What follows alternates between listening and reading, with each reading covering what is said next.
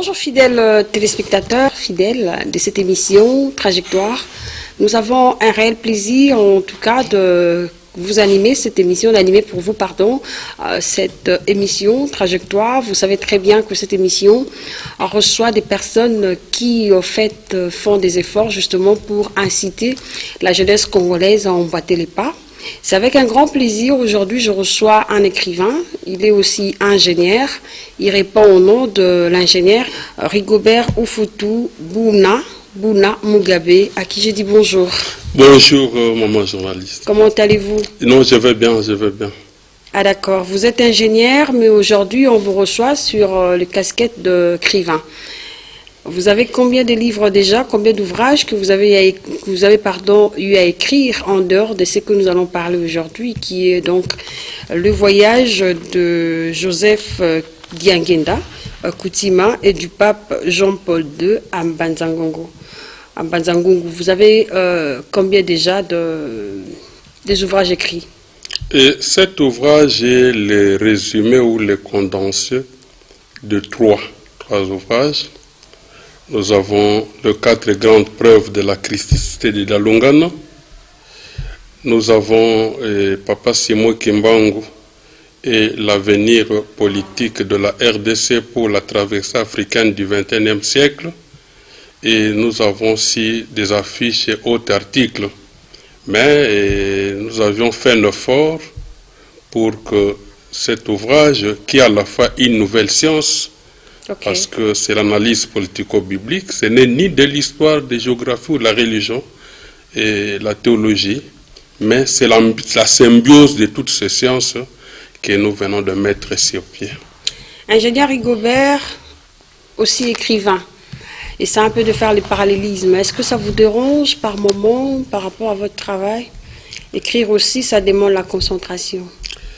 Je suis ingénieur géomètre topographe. Si bien que la topographie, elle qui nous met à l'aise quand nous voulons faire la représentation de la Terre pour tracer des routes et consorts. Mais maintenant ici, c'est dans le cadre de l'humanité. Vous voyez, même si la ouverture nous avons parlé que ça c'est vraiment une carte. C'est la représentation du passé, du présent et du futur du monde, de l'Afrique, de la RDC et de l'église kimbangiste. C'est-à-dire ces livres, c'est le condensé de tout ça.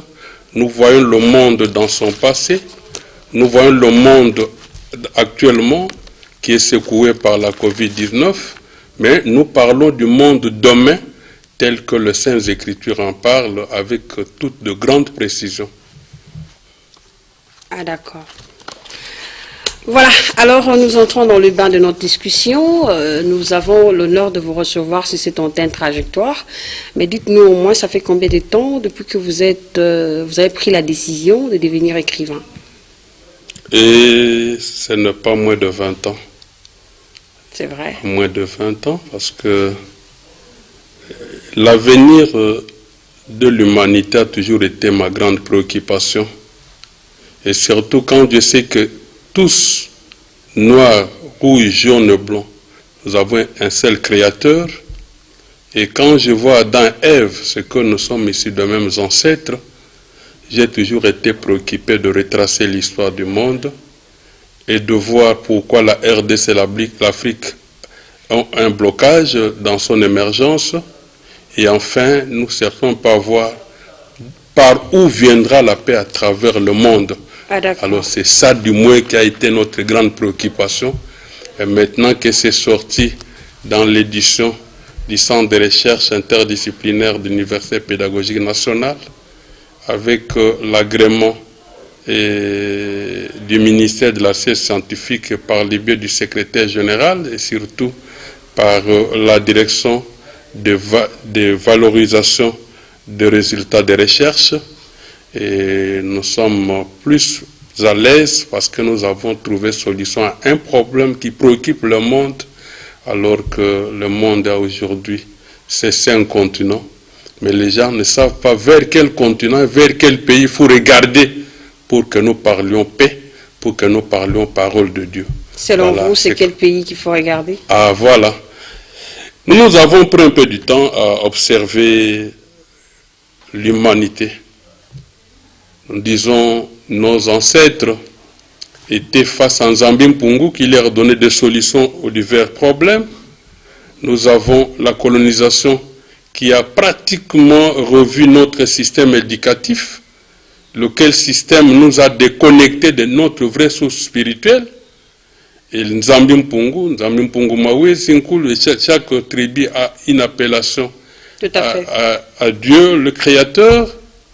Et depuis un certain temps, nous avons commencé à observer le monde en train de revenir vers sa vraie direction. Nous parlons ici d'un certain février 1997. À Bruxelles, il y a le révérend père Kiré Jean-Marie Vanipé, qui est chef d'une paroisse. Et dans sa paroisse, il y a les jeunes Kimbangis qui louent là-bas.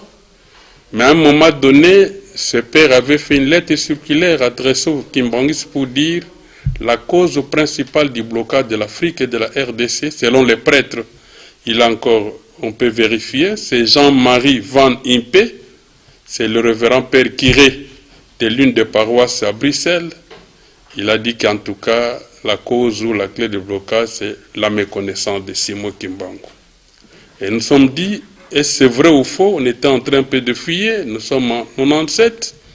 Du 11 au 14 juin 2001, Kinshasa recevra pour la première fois un colloque. On aura Joseph Kizerbo, on aura Jacqueline Kizerbo, on aura Valentin Moudimbi, on aura Hippolyte Mimbukilol, et il y avait deux révérends pères, c'est le révérend père Ella, et Jean-Marc, lui qui est camerounais, et nous avons le révérend père Godé-Huel, un Congolais, mais qui vit au Canada, et aussi sont retrouvés. Et c'était beaucoup plus autour d'un thème. Leur thème, c'était l'existence, la pensée et la spiritualité en Afrique. D'accord. Alors maintenant, ces gens-là, après réflexion, ils ont trouvé pourquoi l'Afrique est bloquée et comment ils ont proposé la clé de sortie pour le 21e siècle. On peut déjà avoir ces clés de sortie en ce 21e siècle. Voilà. Vous pouvez nous brosser rapidement. Selon eux, d'abord, l'intitulé de l'ouvrage, c'est la traversée. Et cet ouvrage est apparu aux éditions Malaika en 2001 à Ottawa, au Canada. Les gens peuvent chercher ça. Et c'est sous la plume du révérend père Godé-Huel. Donc, selon eux, il faut qu'on puisse commémorer les anniversaires de la mort de Simon Kimbangu, de l'assassinat de Patrice Emery Lumumba et de la mort de Frank Fanon. Okay. Dès que nous prenons ces trois, selon eux, ces figures phares, on commémore leurs anniversaires.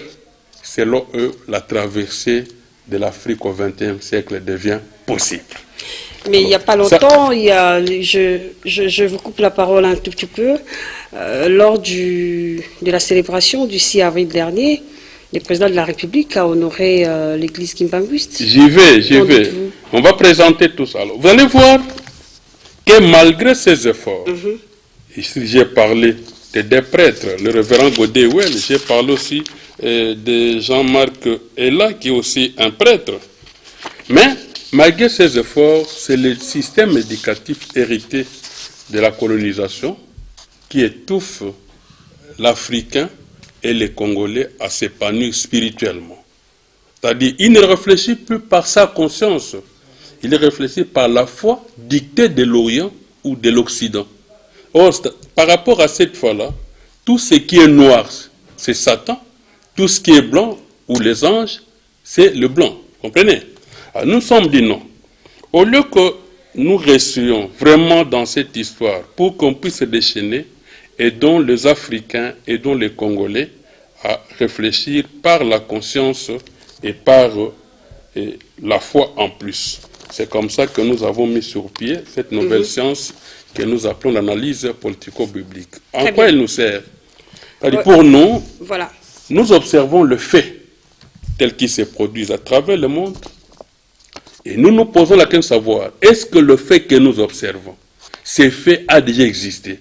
Il a déjà eu lieu? Si oui, à quelle époque, où et quel était son contour et quelle était la solution. Si par rapport à l'histoire nous ne trouvons pas de solution, nous allons par rapport à la Bible. Est-ce que ces faits a existé, a été annoncé, par qui et comment? L'approchement de l'histoire, de la Bible et de la conscience nous amène à mettre sur pied un tel ouvrage. Et c'est ce qui nous amène aujourd'hui à observer. Nous sommes dit non, si tel est le cas, observons quand même 3 voyages. Joseph Dangenda, né en 1918, en 1931, il n'a que 13 ans, il fait le déplacement d'Nkamba jusqu'à Mbanza Congo. Là, il va croiser le roi. Et trop jeune qu'il était, il console le roi plutôt, que tout ce qui a été pillé, vous sera restitué. Vous sera restitué quand? C'est le jour que vous verrez le pape de l'église catholique romaine arrivant en Mbanza Congo, rouler par terre, considérer ça comme étant le jour de la remise et reprise. Très bien, nous entrons dans le bain parce que là vous avez brossé sur le préambule de notre discussion. Sinon parlons de l'ouvrage. Dans l'ouvrage, on trouve que le titre est 6 kilométrique. Pourquoi le titre 6 kilométrique comme ça? En tout cas, nous avons trouvé mieux parce que au départ de cet ouvrage de démarche au niveau du ministère de la Recherche scientifique que nous avons mis à la disposition de la direction de valorisation des résultats de recherche, et nous on l'appelait, c'était encore la réflexion sur le voyage. Okay. Et quand on a poussé plus loin, on est arrivé sur la recommandation du secrétaire général du ministère de la Recherche scientifique et innovation technologique que nous avait recommandé à l'IPEN.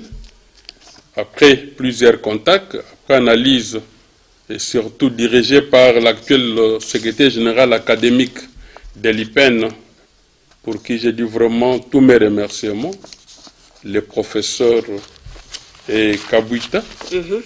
C'est lui qui a vraiment pris les choses en main avec le centre de recherche interdisciplinaire de l'Université pédagogique nationale. Nous avons quitté le seuil de la réflexion en ouvrage intitulé Le voyage de Joseph Dangenda Kuntima et du pape Jean-Paul II en Mbanza Congo. Ici, nous avons pensé que le voyage de Joseph Dangenda Kuntima en 1931, alors qu'il avait 13 ans, où il annonçait au roi que le pape viendra en Mbanza Congo, son voyage de 1975, où il était avec les Kimbangis du Congo-Brazzaville, Congo-Angola et Congo-Kinshasa, qu'il a dit que non, le jour que le pape viendra ici sera le jour de la remise et reprise entre donc, le christianisme. Parce que le christianisme a deux volets. Christ lui-même a pris cher en Asie. Mais le christianisme s'est développé en Europe. C'est que là, c'est un christianisme donc restauré. Parce que, d'ailleurs, pour preuve, on n'est pas parvenu à nous présenter la date réelle de la naissance du Christ. Là, c'est un autre débat. Là, c'est encore un autre ouvrage. Je n'entre pas là-dedans. Okay, et puis après, on est arrivé à voir qu'avec tous ces aspects, il faudra qu'il y ait un christianisme révélé. Or, le christianisme révélé, c'est Kimbangu qui est le révélateur des choses cachées et à venir. Et nous avons dit ce que son fils Dangenda dit en 1931 et en 1975, qui se concrétise à l'arrivée du pape Jean-Paul II, le 8 juillet 1992, soit 61 ans après, ne doit pas être un événement qu'il faut oublier. Nous avons voulu immortaliser ces événements-là. D'accord, vous avez immortalisé par les Écritures, voilà. Mais seulement on doit quand même savoir, récapituler un tout petit peu sur l'impact de cette journée en question au niveau de Mbanza Congo, lors de l'arrivée du pape Jean-Paul II. Et c'est curieux, non seulement j'ai appris, mais moi j'ai vu. J'ai vu parce que à l'arrivée du pape Jean-Paul II en Mbanza Congo, lui est arrivé le 8, moi je suis arrivé en Mbanza Congo le 7 à 20h20, envoyé par Joseph Dangenda Kuntima. Je n'étais pas seul. À l'époque, vous avez quel âge? Moi, j'ai dit, c'est en 92 ici. Moi, je suis né en 59. Vous n'avez qu'à faire la différence.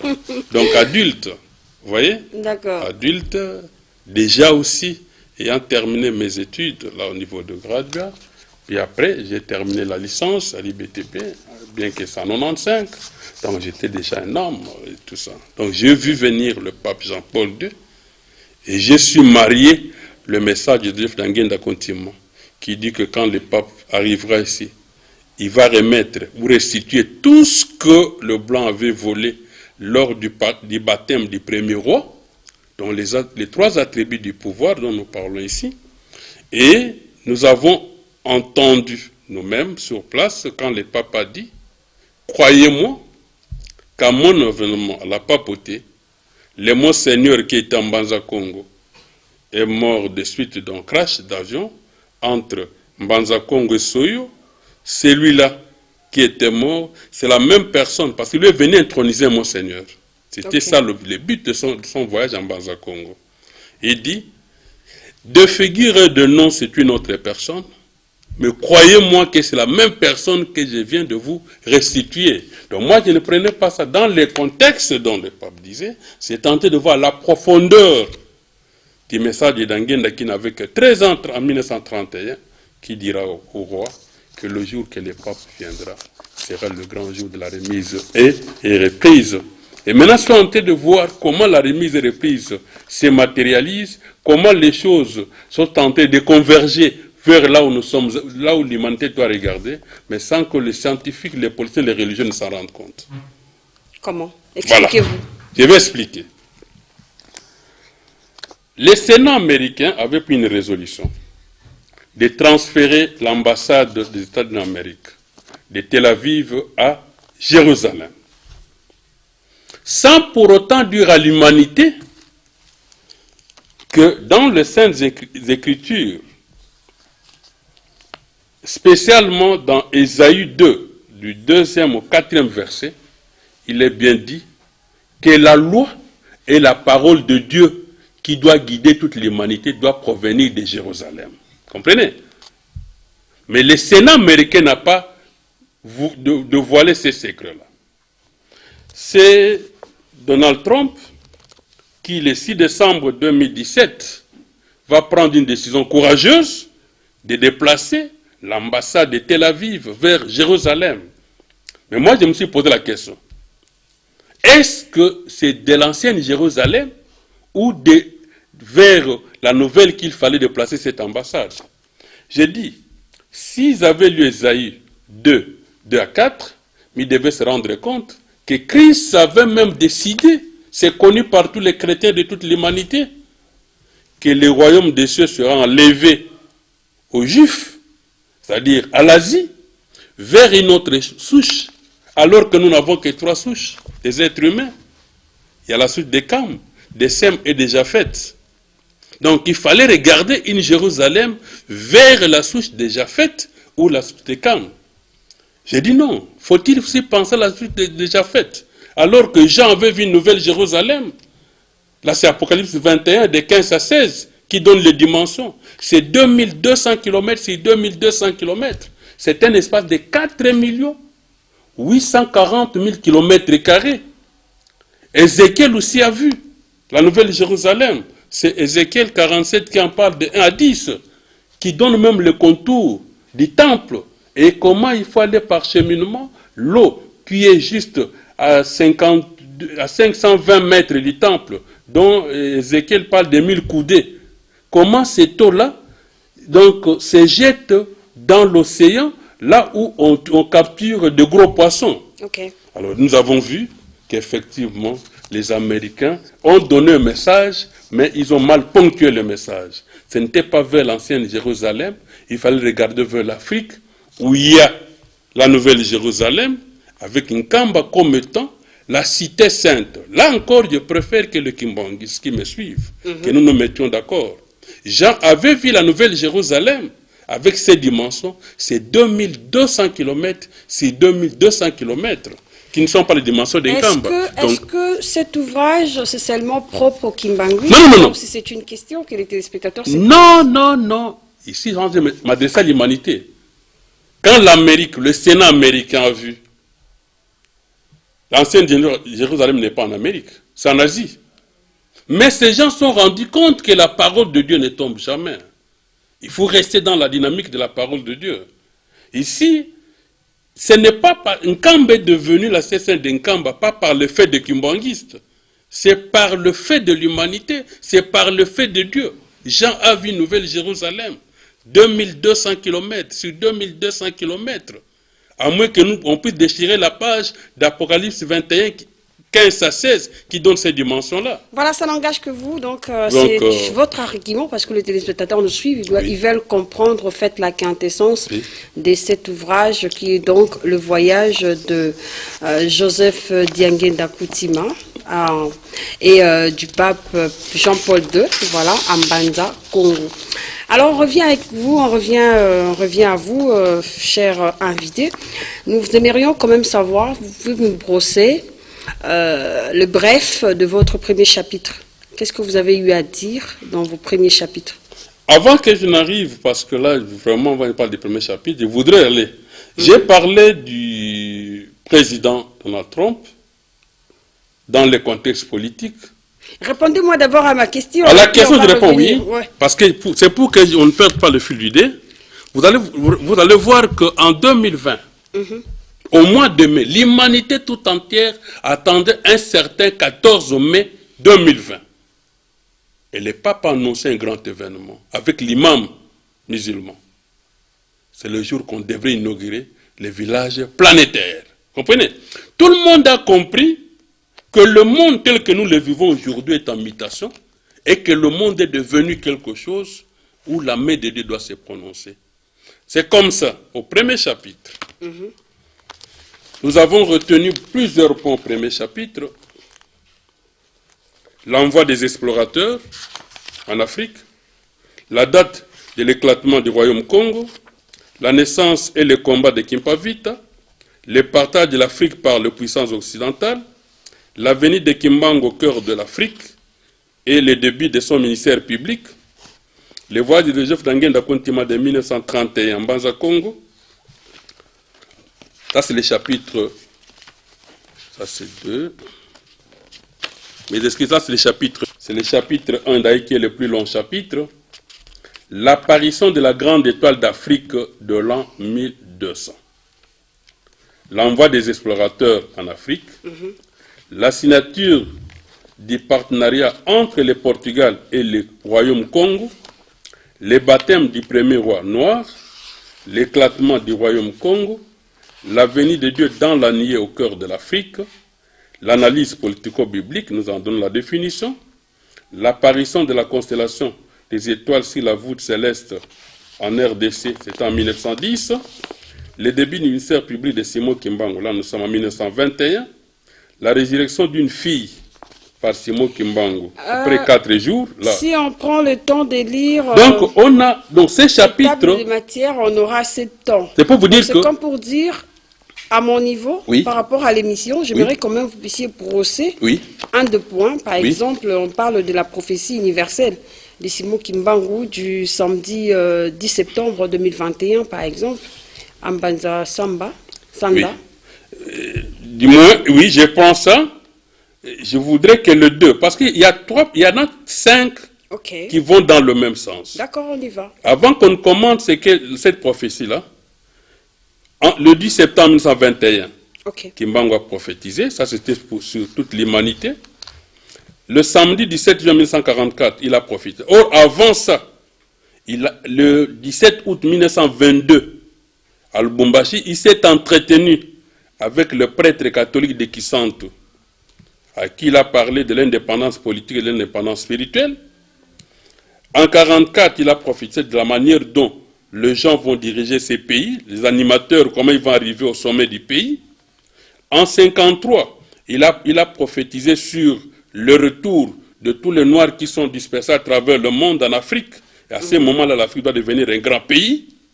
Donc, maintenant, comme il s'agit de la question à laquelle il faut répondre, c'est le 10 septembre 1921,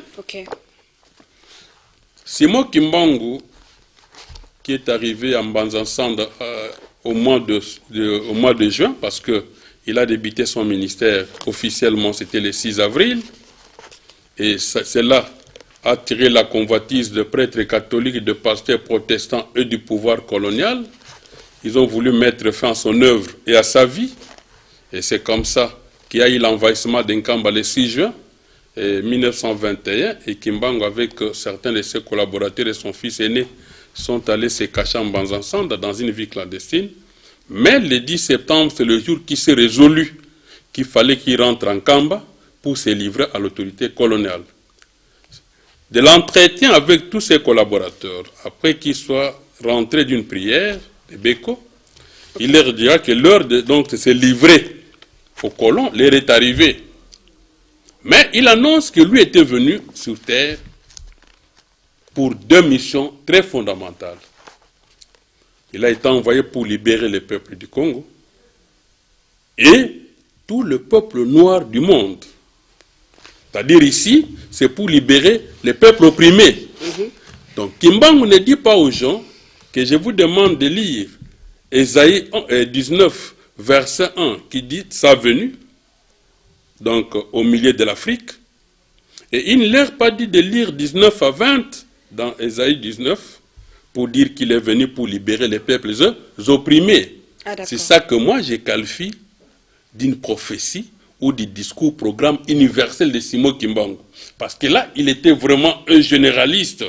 Il a fait voir qu'au monde, il fallait que même ces gens-là qui étaient opprimés soient libérés et que le monde doit vivre. Là, on dit, il ne restera pierre sur pierre qui ne soit renversé. Voilà, Ingénieur Rigobert, on continue dans le même sens de l'ouvrage. Parlons à présent du discours testament de Joseph Diangenda Koutima. Voilà. Là encore, nous sommes le 2 janvier 1992. Joseph Diangenda Koutima, qui reçoit le vœu du nouvel an de la part d'unité de l'Église. Dans son message, il annonce d'abord le départ de son frère aîné, Charles Kisoke Lokelo. Il dit bientôt, Papa Nkulutu va nous quitter, moi je suivrai, et Papa Nfumambanza. Donc il donne d'abord l'ordre de leur départ, et maintenant il dit, le monde vous posera la question, avant de quitter cette terre, qu'est-ce qu'ils vous ont laissé? Il dit, avant-hier j'avais parlé, hier j'ai parlé, aujourd'hui je parle, tout ce que nous déclarons, tous nos messages, là je dis maintenant que leurs messages, leurs prophéties sont théocratiques, c'est-à-dire opposables à tous. Donc là, c'est comme ça, il va dire maintenant, si vous négligez l'amour, le commandement ou le travail, vos souffrances ne se termineront pas. C'est-à-dire, il recommande le Kimbanguiste à vivre dans l'unité. Les Kimbanguistes dans l'unité, le monde dans l'unité, et c'est l'égalité des peuples. Les Kimbanguistes dans l'unité, on va rester là parce que actuellement on parle de la réunification et tout ça. Jusqu'à nos jours, ça n'aboutit pas. Donc vous avez touché le point. Voilà. Tout Kimbanguiste honnête, qui se déclare être contemporain des trois fils de Kimbangu, sait qu'en 1987, l'Église fêtait le centenaire de la naissance physique de Simon Kimbangu. Et Joseph Diangenda Koutima va effectuer une randonnée à travers les trois Congos, en commençant par Boma. Il est arrivé à Boma, de Boma à Matadi, Matadi il est remonté à Songololo, Songololo Mbanzangungu, Kinkoka juste à Kisanto là, Kinkoka, il est allé prier au plateau de Batekandounou, il a traversé à Brazzaville pour aller prier à Kunzulu et clôturer l'année 1997 en Angola, à la part de l'Inde. Il n'avait qu'un seul message, un seul passage qu'il leur donnait qu'on lise, c'était Ésaïe 11, 1 à 16. Il a caché une volonté là-dedans. Il a parlé de la crise au sein de l'Église sans que les gens ne s'en rendent compte. Il a même donné de quelle manière la crise prendra fin. C'est-à-dire l'Église est tentée de vivre une transition spirituelle, mais qui prendra fin. Très bien. Nous en avons développé dans notre ouvrage. Super. Alors là, on va maintenant aboutir au 8 juillet. Il y a eu une activité à propos. Qu'est-ce qui sera fait déjà? Parce qu'on parle de l'ouvrage, également on parle des activités entrées à l'église kimbanguiste. Dans notre ouvrage, nous en avons parlé. Le 8 janvier, 1992, Joseph Ndanguen annonce le départ de son frère aîné, Kisolo Kele, qui va retirer son physique le 17 mars 1992 à Bruxelles. Et comme il s'était classé lui en deuxième position, c'est le 8 juillet qu'il va retirer son physique. Cette fois-là, ça sera en Suisse. Et on reste avec Dialungana. Vous verrez que dès que vous ouvrez les livres, la première des choses, à la page 3, vous lisez que Ndanguen a causé avec 9 personnes, 9 surveillants, les 9 à 3 heures, alors qu'il était mort le 8. Et je suis parmi les 9 qui ont bénéficié de l'entretien avec Ndanguen Kontima. Pas en esprit, mais en personne physique. Comment c'était fait? Parce que cette histoire-là, c'est compliqué déjà. Voilà. En écoutant. Lui, il est mort le 8 juillet. Oui. Vous nous parlez que le 9, c'est parmi les personnes qui ont discuté avec lui dans les physiques. C'est comme ça que nous avons souhaité ça vraiment au début de notre ouvrage. C'est inconcevable. Qu'est-ce qui a été dit? Comment vous avez entretenu? Qu'est-ce que vous avez eu à discuter dans les coulisses? C'était comment? Du moins, en tant qu'humain, c'était vraiment une grande surprise. Alors que Joseph Ndanguen n'était plus de physique depuis le 8. Ordre a été donné par lui-même lors des obsèques de son grand frère de ne pas pleurer, mais de faire des prières et que nous devions garder nos paroisses. C'est comme ça que les suivants sont venus garder la paroisse de Lemba. Vous comprenez? Et on est en garde et à 3 heures du matin, le portail s'est ouvert de la paroisse. Il s'est ouvert lui-même. C'est une voiture Mercedes de couleur verte, ceinture, avec des étincelles partout. La voiture est arrivée juste où nous étions. Nous avons ouvert les portières. Moi, personnellement, j'ai ouvert la portière. C'est Joseph Ndanguen qui est sorti. Quelle a été votre première réaction? La première réaction, vous savez, comme c'est déjà un fait spirituel préparé, pour nous, c'est une joie. On n'avait pas peur parce qu'on s'est dit, il a la dimension humaine, il a une dimension divino-humaine. Vous n'avez pas crié? On n'a pas crié. Comment ça? Non. C'était préparé? Mais parce que nous savons que Simon Kimbangu, leur père, décédé, il a pas arrêté, décédé, on l'a vu à Lubumbashi, il y a même l'avenue Kimbangu à Lubumbashi. On l'a vu ici à Kinshasa, à l'hôtel Regina. Et nous, pour nous, c'était quand même un privilège. De nos jours, vous continuez à lui voir comme ça dans le physique? Ça dépend des gens. Mais moi, je peux même donner les cas de mon épouse. Je vais me parler d'un de mes enfants, ça ne fait pas longtemps qu'il l'a vu. Et de notre entretien, il nous a demandé, il m'a demandé d'aller au temple, ne prendre que la Bible en version lingala de Makanza pour lire Ézéchiel 3.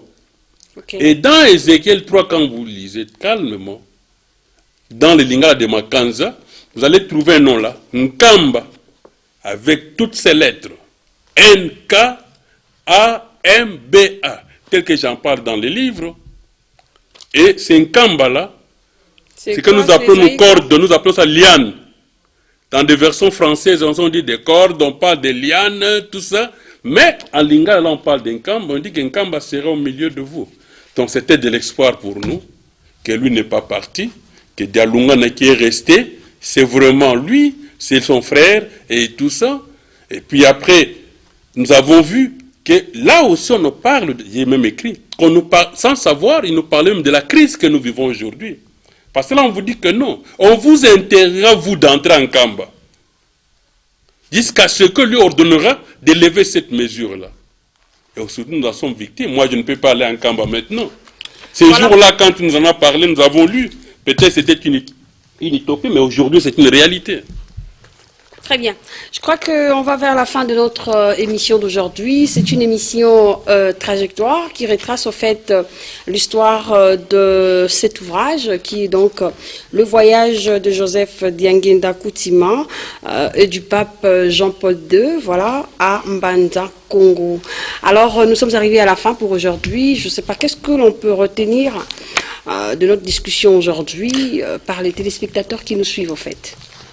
En tout cas, chers téléspectateurs, tout ce que je peux dire aujourd'hui, tout celui qui aime le Congo, qui aime l'Afrique, qui aime l'humanité, doit soutenir, nous avons été tous surpris, que le 6 avril 2001, Kamba, qui est le chef de l'État actuel, qui est président de l'Union africaine, parle du 6 avril, journée chômée. Mais que moi, depuis le 27 mai, d'une façon officielle, j'ai écrit au Premier ministre pour donner comment est-ce qu'on peut formaliser. Les gens pensent que c'est le chef de l'État qui va faire ça. Quand bien il avait parlé du président de l'Assemblée nationale, du président du Sénat, tout doit partir du gouvernement qui doit élaborer un projet de loi. C'est ça ma lettre que j'ai adressée au Premier ministre le 27 mai. Réceptionné, j'ai ça, copié au chef de l'État. J'ai encore rappelé ça le 23 juin. J'ai rappelé ça au Premier ministre avec copie au chef de l'État pour dire que c'est le gouvernement qui, avant la session de septembre de cette année, doit amener un projet de loi portant reconnaissance officielle de Simon Kimbangu et institution de la journée nationale Simon Kimbangu. Si l'on les fait, et ça je l'ai dit, je les ponctue parce que des écrits existent, la lettre a été déposée au Premier ministre avec les livres bien joints, et à l'heure que je vous dis, je vous informe que je n'ai même pas besoin de vendre quoi que ce soit, j'ai le lot de 800 livres. Lot de 800 livres qui n'entend que la réaction du Premier ministre. Dès qu'ils me répondent, que ce soit le Premier ministre, le chef de l'État, s'ils sont favorables. Parce que là, de la page 61 à la page 62, nous partons de l'addition de l'UNESCO et l'ONU qui font de Mandela les privés prisonniers du monde, alors qu'il n'avait fait que 27 ans.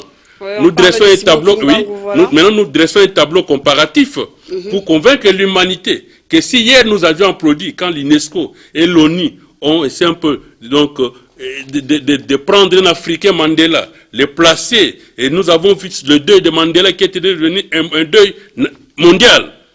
Mais nous demandons à ces gens-là que Félix Antoine Tshisekedi n'a pas tort, qui disent que c'est Simon Kimbangu a fait 30 ans et Mandela c'est 27 ans. Et le tableau est là avec 16 points. C'est ce que nous avons présenté au Premier ministre, copié au chef de l'État. Si eux n'ont pas encore vu, mais ça se trouve dans leur service, ils peuvent voir à l'entrée de courrier le 27 mai, l'intitulé, c'est la reconnaissance officielle de Simon Kimbangu et la fin de la guerre d'agression en RDC. Très bien.